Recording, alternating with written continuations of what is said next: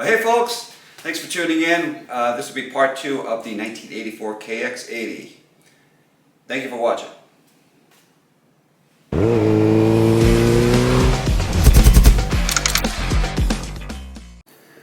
Alright, back on the 84 KX80. Doing the fork seals. There's no evidence that the forks are leaking, but they're really not very resistant. So I'm just going to go ahead, so I'm going through the whole bike and just going to go ahead and change the fork seals and put new fork oil in. That's worth doing, and clean up the shocks, forks. So pretty much the same as I've done on the other bikes.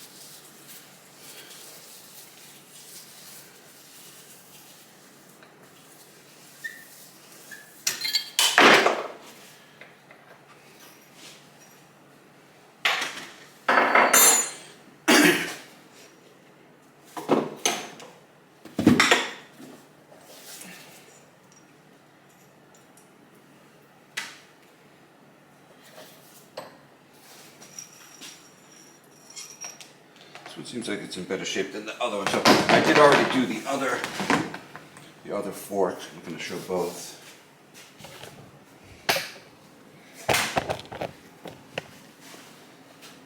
This is the slime that came out of the other one.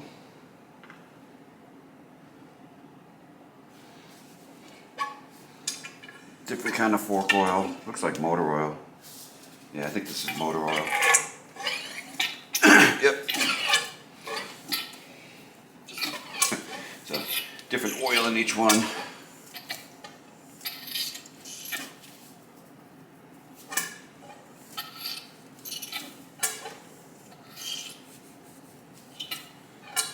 Right.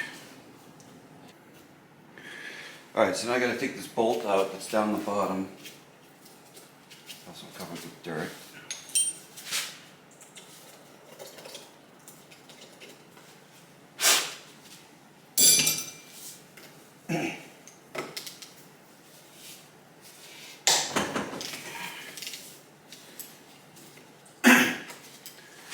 Sometimes they'll come right out. Sometimes you have to stick this tool in to stop the dampener from moving around. So the dampener is what's holding it together.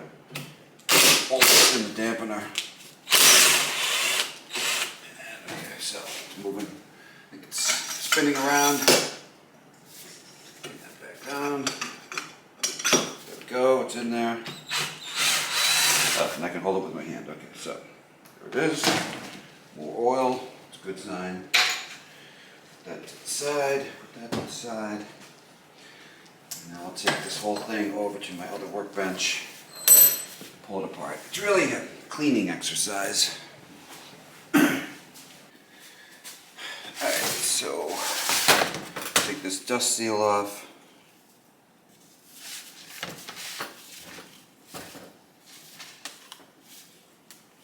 Which I don't want to destroy because I didn't buy new dust seals. And it's in good shape, that's fine. Here's my new seal. Alright, so now in here is a very cruddy looking area.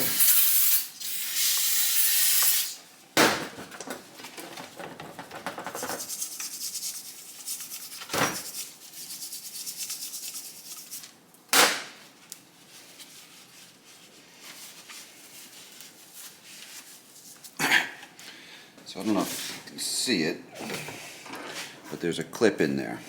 The clip is holding the seal.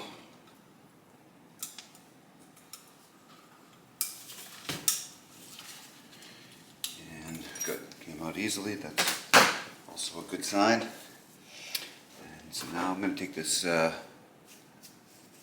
pick and just kind of go around and scrape away the crud on the edge of the seal.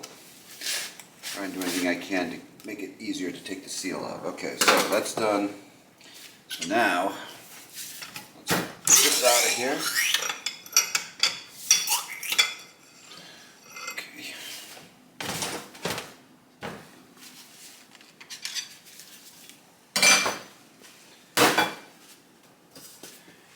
Alright, so there's a spring in here. which goes on the dampener. We'll take a minute and clean off some of this stuff. Alright, so now I gotta get the seal out. Basically, you just use the inner tube as a slide hammer.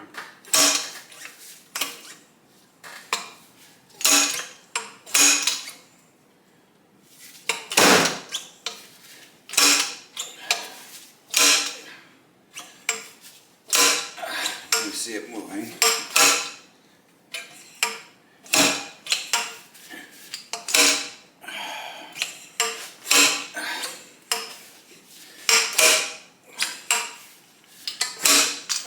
Moved a little bit. I can imagine this is healthy for the components inside.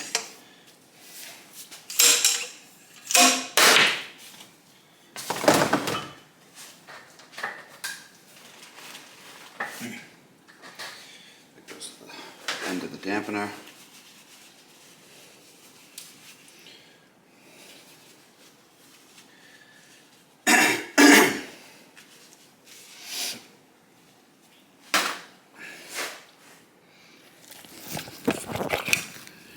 Right, so what do you get when you get out of there? So you get seal and this flat washer, and this is an upper bushing, and this is a lower bushing. I do not have new bushings to put on it, so I will not be replacing them, but I generally don't do that anyway. I don't know what difference it makes because I usually don't ride any of these bikes. Alright, so now I got to do a bunch of cleaning, and I'll bring you back when I do something interesting. Alright, so I've got all this stuff more or less cleaned up. Just put it back together. There's a little bit of pitting on the inner tube right here, but I don't think that's going to be a problem. At least I hope it's not, because it's held. I think the clamp is here, so I don't think it's going to travel up that high. We'll hope. What I can do about it. Okay.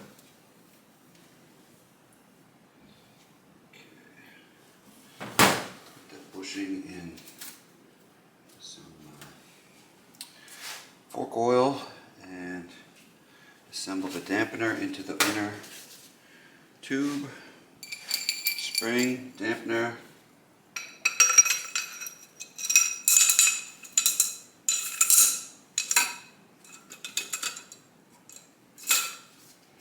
Okay, there it is.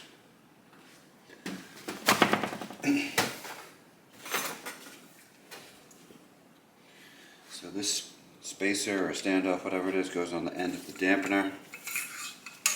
And in the end of the dampener is the threads for where the bolt thread into. So it's held to the bottom of the fork lower here. Yeah, just like that. There's a spring for when it bottoms out. Bottoms out? No, tops out, I guess. Alright, so this bushing. Put that like that. Bushing is in there. All the way down in. And here's the screw. Here's the bolt. Alright, a little bit of Loctite on the bolt. Clean that up.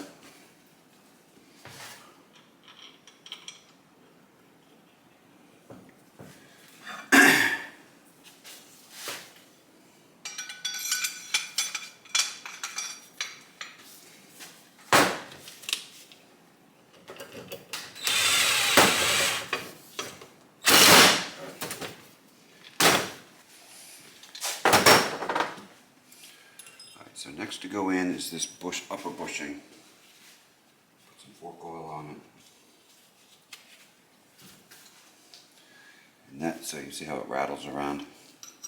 So it goes right into the upper, there's a slot right here at the top that it fits into. And put the washer in. And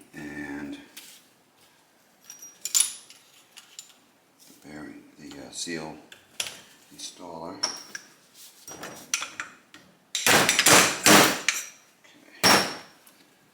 So that bushing is in there. Now, the new seal. New seal. This is the fourth fork leg I'm doing today, so I know the orientation of the wipers. It does matter. I'm not going to bother showing it because you can never see it on camera. But it goes like this. Alright, so that on there.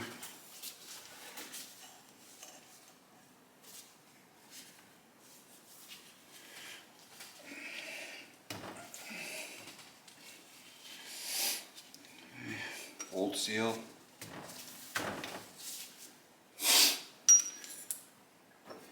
Alright, so now I gotta smash this thing a bunch.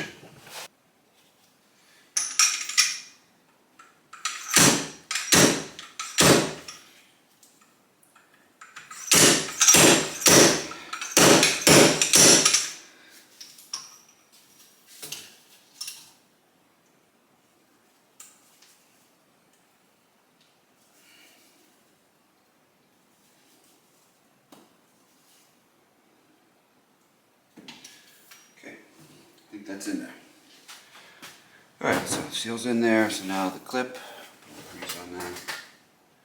I wire wheeled the clip because it was rusty. I'll put some grease on it to keep it from immediately re-rusting.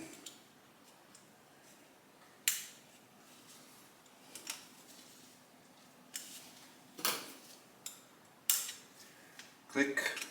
Good. Okay, so that's done, and now here's the boot. Okay, and it moves nice and freely, so that's good. Okay, so by seal, now the fork oil. Alright, so I have about the right amount of fork oil, which is 350 milliliters.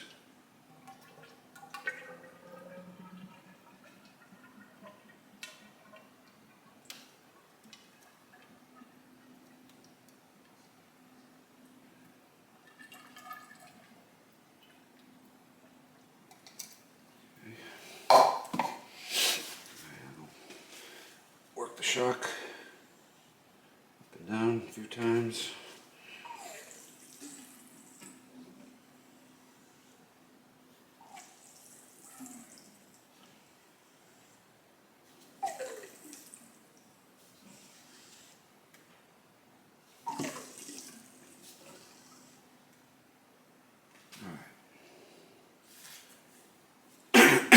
That's pretty much worked out. It's supposed to be 110 millimeters from the top now.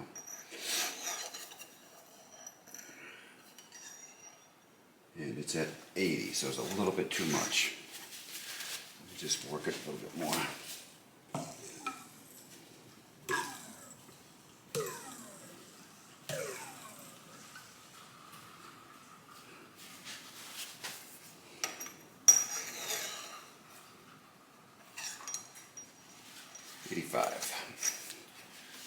A little bit too much.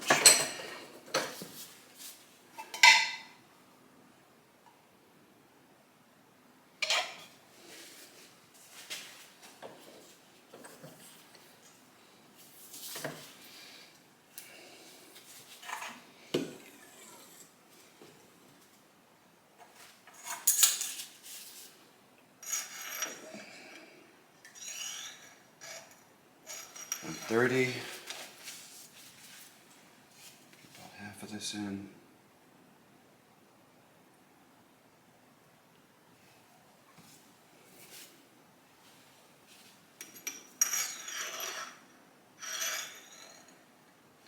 $115. Just about right.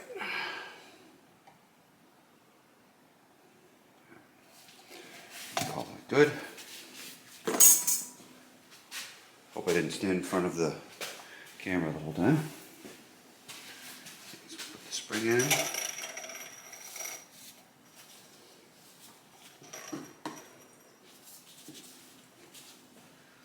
Little hat on it. spacer. Okay. I cleaned all that stuff up. Now the top, which is 17.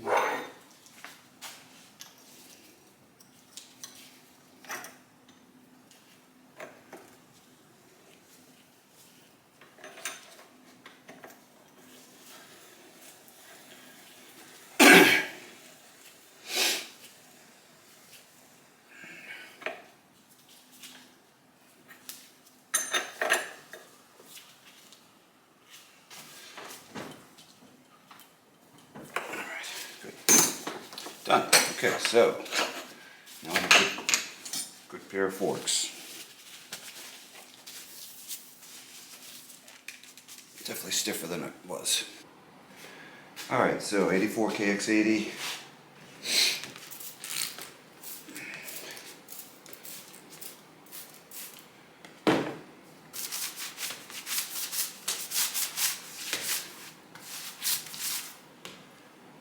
This is a pretty wide tire. Certainly seems to me like it's wider than the one that I took off of it, but we'll see if it works. Pretty cheap tires. I think it was $100. 120 delivered. Eh. I don't know. I mean, these are the tubes that came with it. It's going to be squeezed in like that. We'll see here.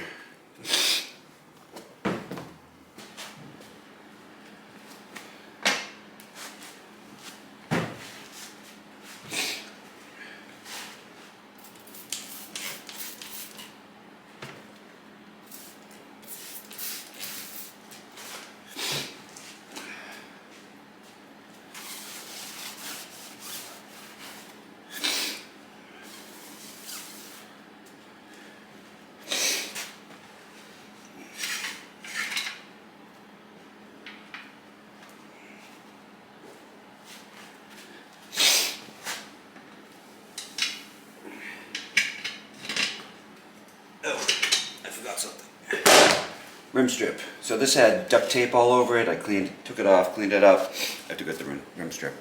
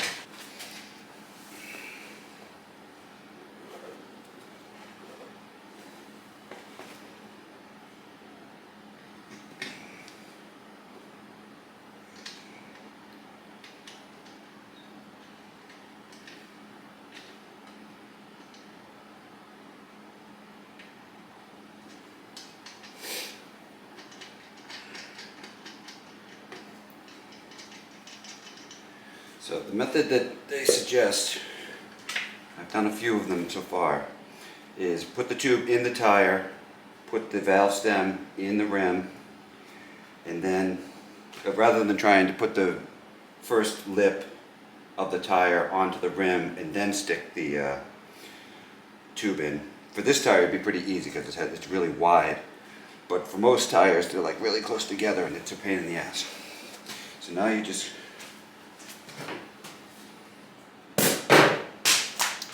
just muscle it on as much as you can.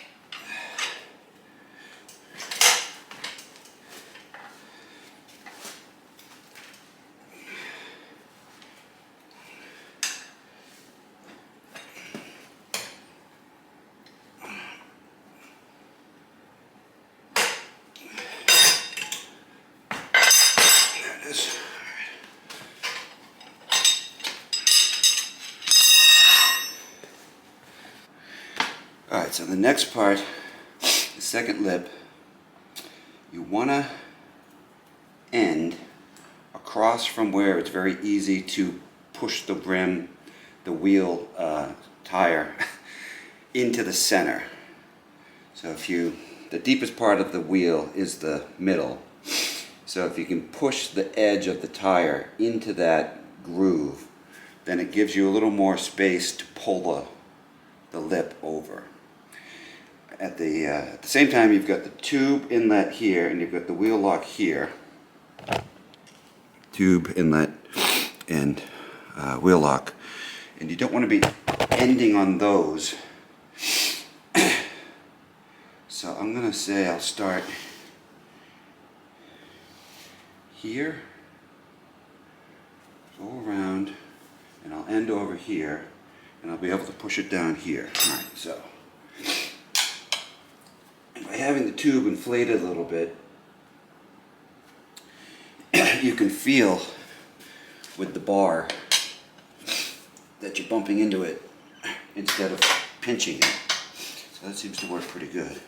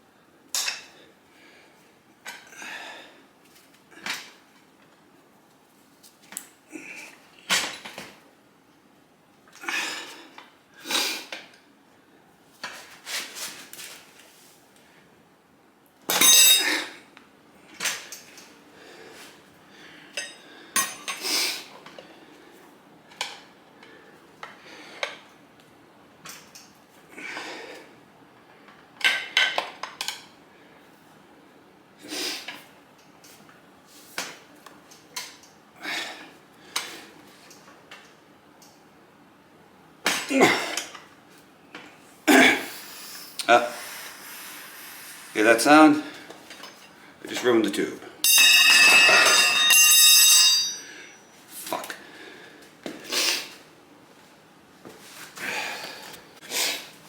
Right. Tube number 2 going in.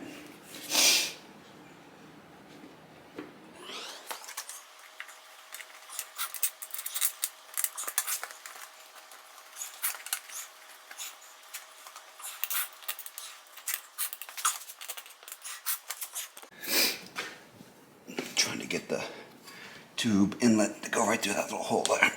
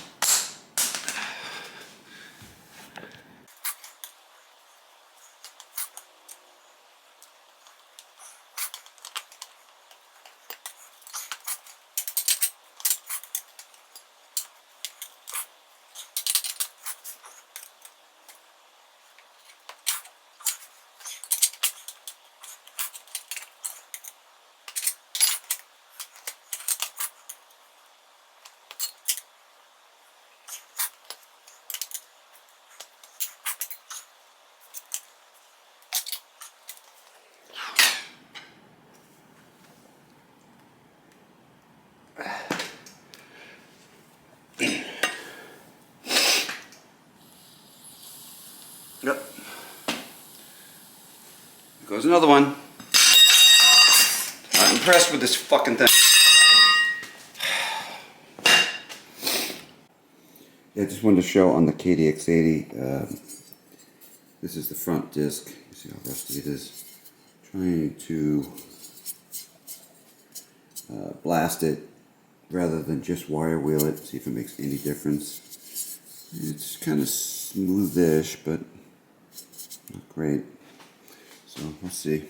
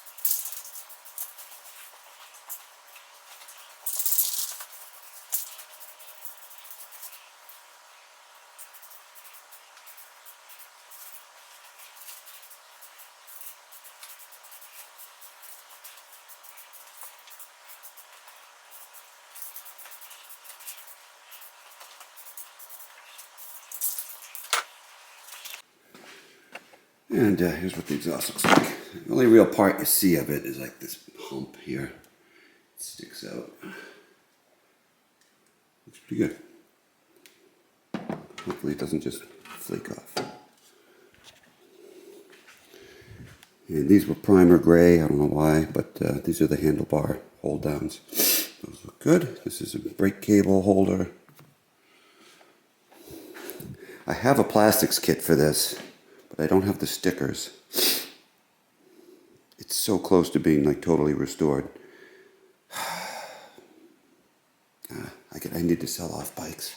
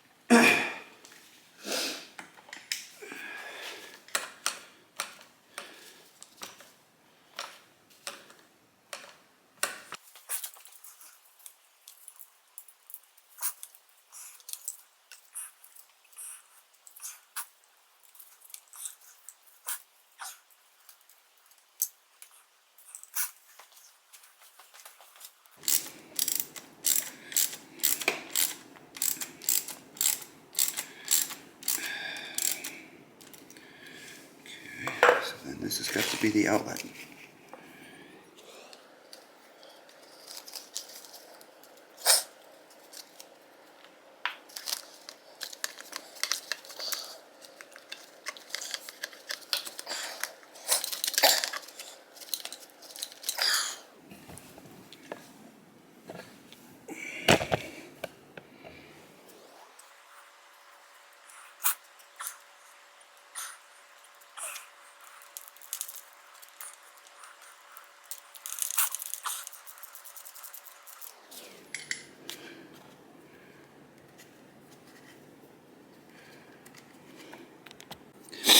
The only place that this one can go is right here.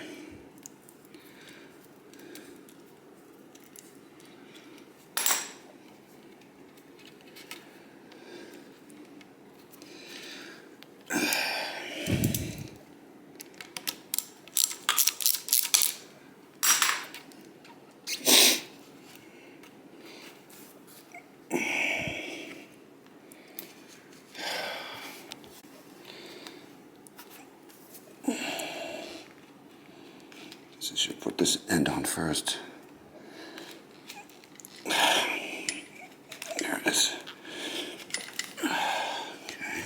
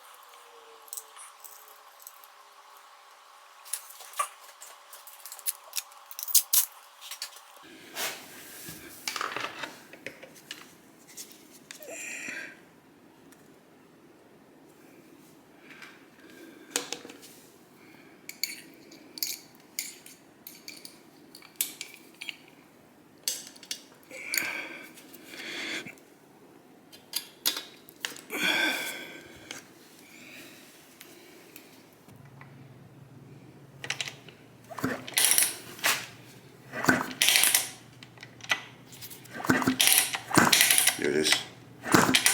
Okay, it's a good spot.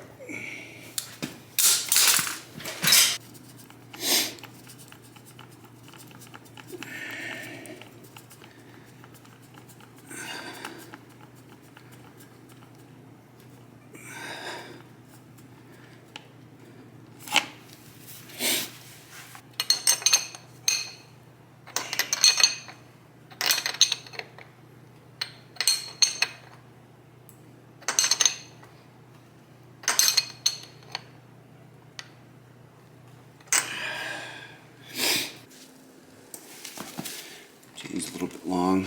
Take some of these links out.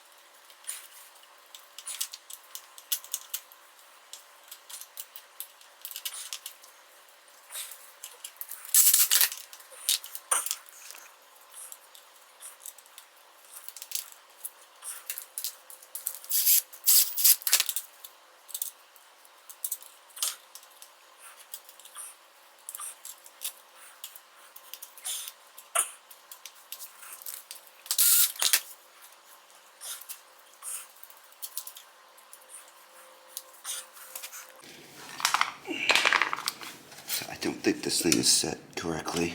I think this arm has to be moved.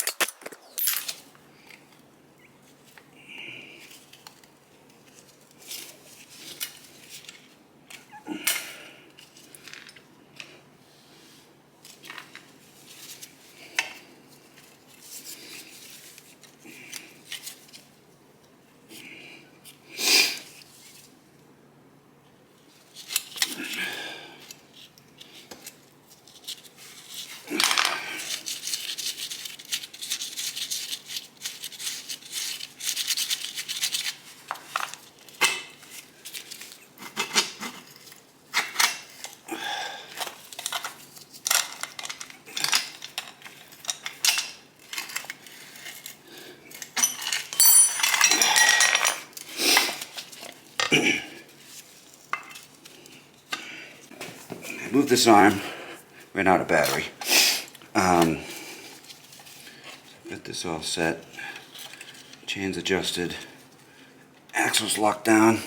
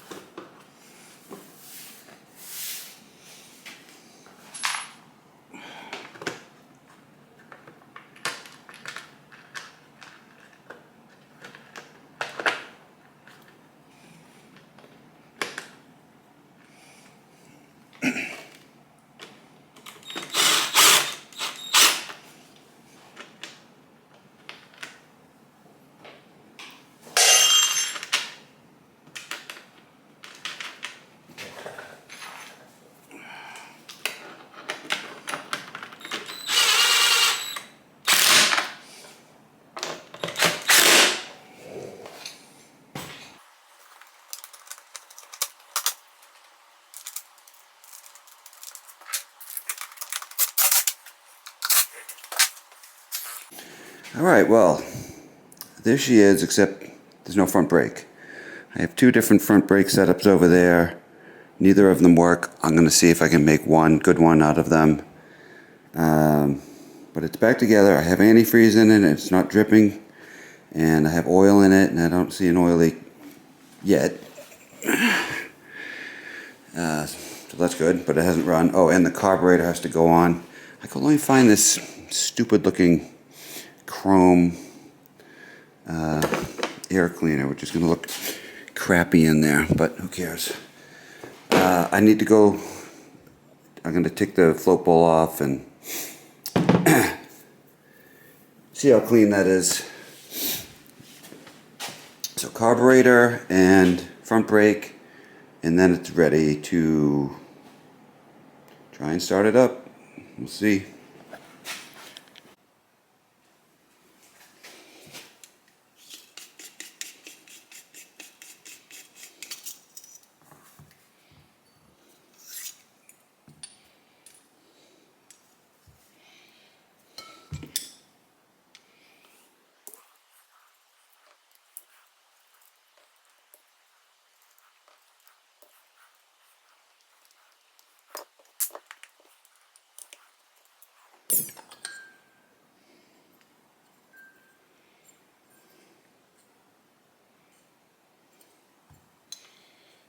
Pretty clean.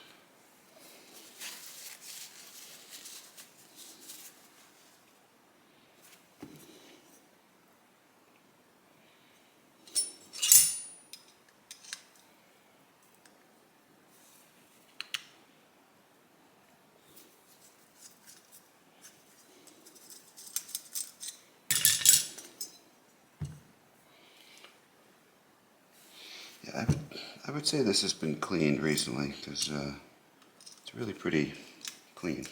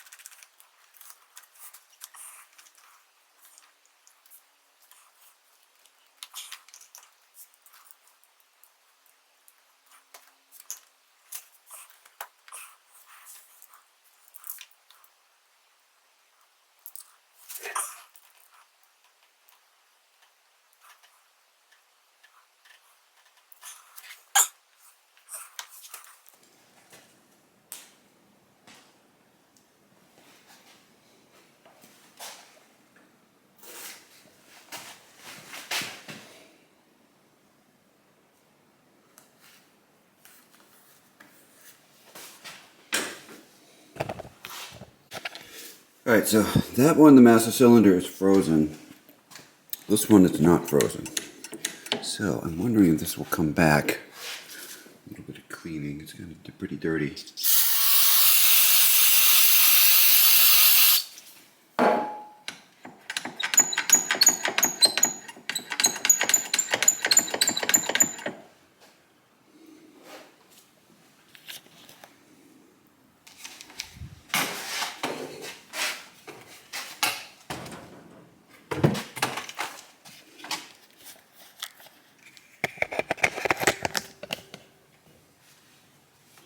I think the mailman's out there. I gotta go. Caliper had oil in it. This was frozen. I just pried it loose. Piston is out. Can't push it in with my hand. I'm going to clean this up. It's got a lot of dirt. Mud dauber nest. And clean all these parts up. I might have a usable setup here. It's looking pretty good. Forgive the noise, there's like a heater right there. I've got some of this cleaned up. I pushed the piston back, it pushed right back, no problem. And I think we're good to go here.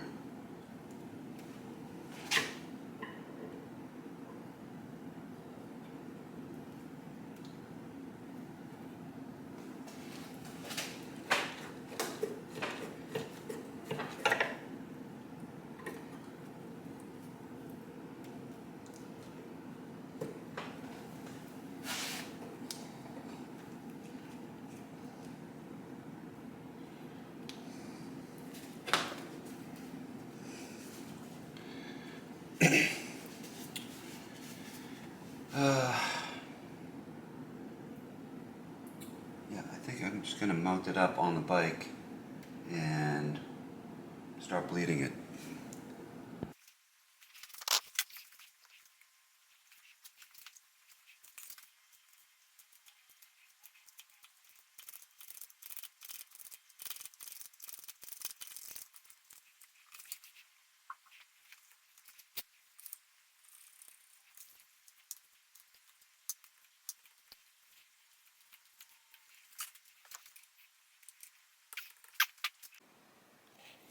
Okay, well, that took forever. Caliper is good. I don't think the that master cylinder is any good. I have bought like 3 of these ones. They're a generic replacement. I tried to bleed that thing for like 25 minutes. Couldn't get it. This one still, it took like 10 minutes. But eventually it firmed up and I think it's good to go. Alright, well, I want to put some gas in it and take it for a ride, but someone wants to meet me and buy one of my dirt bikes, so I will take a break. Alright, first start of the 84 KX80. Gas on.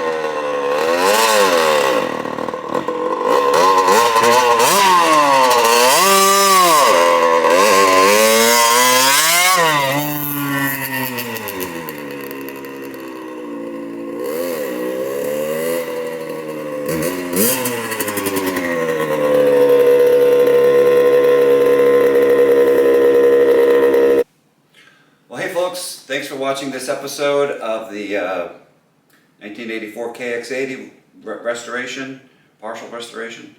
It took 3 tubes on the back tire.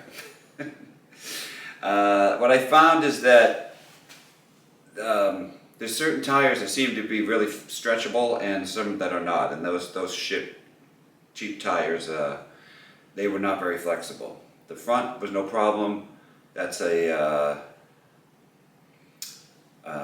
17-inch.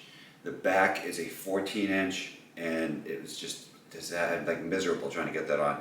What I did is I just took the tube out completely. I put the second lip of the tire in just to stretch it out to get it on there. And I took that lip back off. The third tube came in, put it in extremely carefully, got it back in place. As a KX80, KDX80, one of the many ones that I did also, similar time frame, it was like a month ago, and I popped that one. So I put brand new tires on it, and the back wheel has a flat tire because I didn't have a tube to put in it. I had to order one. So yeah, even with this tool, so I bought the street bike Rabiconda tire changer. You can't really use that with the dirt bikes because that big duck head thing, it just doesn't compress enough to handle smaller tires. So then I bought the dirt bike one. This dirt bike one has a minimum of 16 inches. And like I said, that get the KDX, KX80s, they have a 14-inch rear tire. The big wheel versions have a 16-inch tire. So using the Rabiconda regular dirt bike changer, you can't get the 14-inch tire. So I bought the mini bike Rabiconda changer. So now I have 3 Rabiconda tire changers: the mini bike one, the dirt bike one, and the street bike one.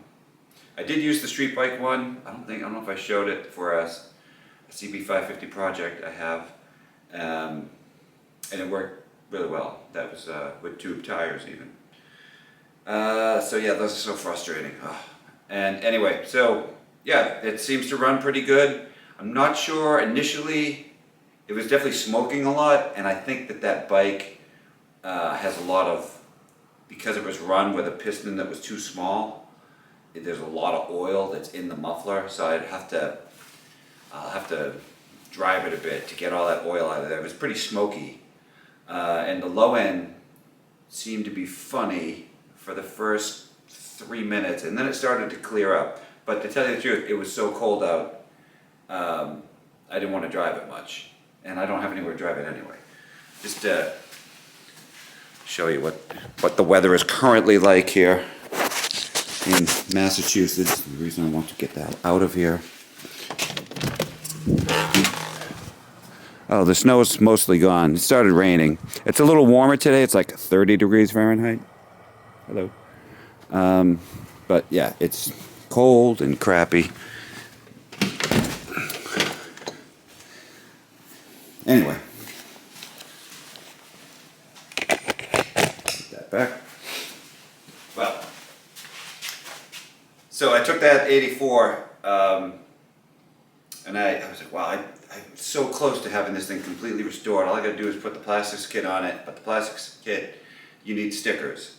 So I bought a $170 sticker kit from Australia and a $280, $260 plastics kit a while ago I bought for it. And those are upstairs, and so at some point I'll put those on it, and I might keep that one, I'm not sure. It's not a big wheel. I probably shouldn't keep that one. So why am I putting more money into it? I spent like another 450 bucks. So anyway, right now it's, out of my shed doing nothing because it's freezing out. But in April, May time frame, I'll be selling that thing. And I'll put the plastics kit on it, at that time. Got plenty of other stuff going on. All right, well, thanks for watching. See ya.